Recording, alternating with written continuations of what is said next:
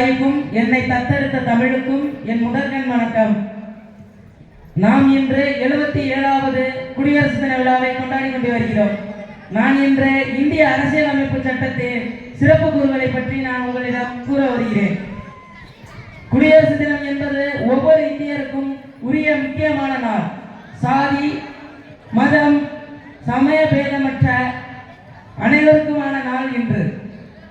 ஜனவரி 26, August 15 ஆகிய 2 நாட்களையும் நாம் தேசிய விழாவாக கொண்டாடி வருகிறோம்.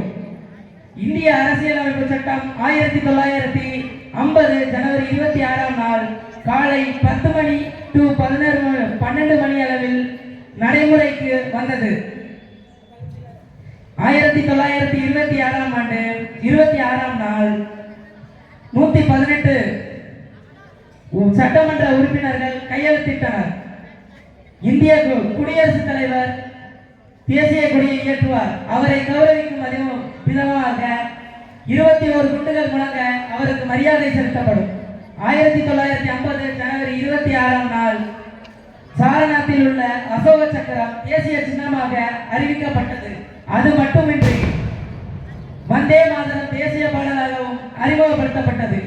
இந்திய அரசியலமைப்பு மிகவும் நீண்ட அரசியலமைப்பு. அதை ஒரே நாளில் படித்து முடித்திட முடியாது.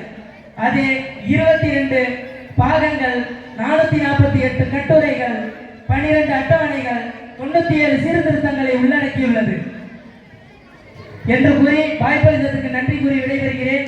நன்றி, வணக்கம்.